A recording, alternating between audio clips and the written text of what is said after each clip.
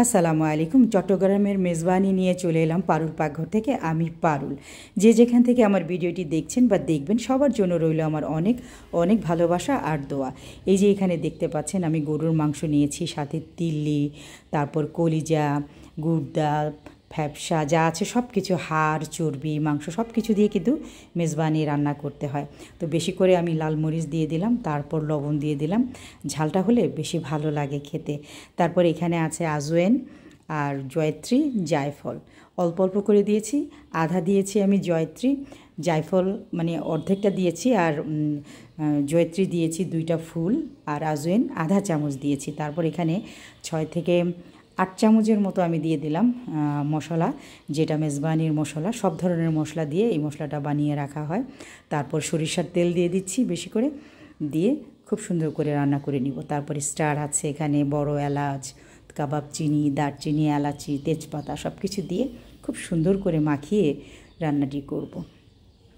খুব সুন্দর করে মাখিয়ে নিলে খেতে অনেক ভালো লাগবে, কিছুক্ষণ রেখে দিলে আরও ভালো লাগবে।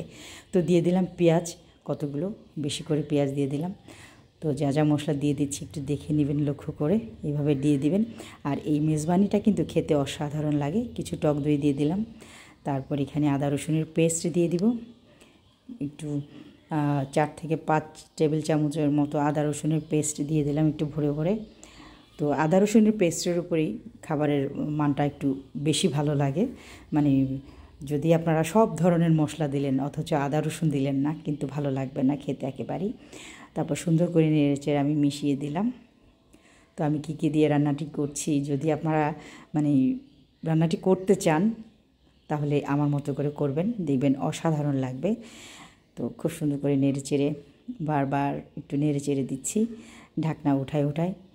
আর যদি রান্নাঘর থেকে চলে যাই তাহলে তো খাবার নষ্ট হয়ে যাবে। সব সময় বলি, আমি কিন্তু আসলে অনেক কষ্ট করে রান্না করি। সব সময় দেখা যায় আমি পাকঘর থেকে নড়াচড়া করি না। যে হয়েই গেল প্রায়, অনেকটা পানি দিয়েছিলাম, সেদ্ধও হয়ে গেছে প্রায়। দেখেন কতটা সুন্দর কালারফুল হয়েছে দেখতে। এখন খুব সুন্দর করে আমি কষিয়ে নিয়েছি। তারপর আমি আরেকটু পানি দিব যাতে সেদ্ধ হয়। এখনও পুরোপুরি সেদ্ধ হয় নাই, তেলটা ছেড়ে দিয়েছে, এখন পানি দিয়ে দিলাম। তারপর আমি ঢেকে দিব আর রান্নাঘরেই থাকবো, নাড়াচাড়ার মধ্যেই থাকবো। কিছুক্ষণ পরপর ঢাকনা উঠায় নাড়াচাড়া করে দিব। অনেকে আসলে দেখা যায় যে রান্নাটা রেখে চলে যায়, তখন দেখা যায় পুড়ে যায়, খেতে ভালো লাগে না, ওয়েস্ট হয়। আমার আবার এগুলো ভালো লাগে না। আমি একটু কষ্ট করি, কিন্তু ভালো খাবার খেতে আমি পছন্দ করি। তো যার জন্য সবসময় আমি রান্নাঘরেই থাকি, নেড়ে চেড়ে দিই আর একটু পরপর দেখি। তো প্রায় হয়ে এসেছে। তো এখন আমি আরও কিছু উপকরণ এখানে দিয়ে দিব। তা হচ্ছে পেঁয়াজ বেরেস্তা দিয়ে দিব। পেঁয়াজ বেরেস্তা দিলে অনেক ভালো লাগে।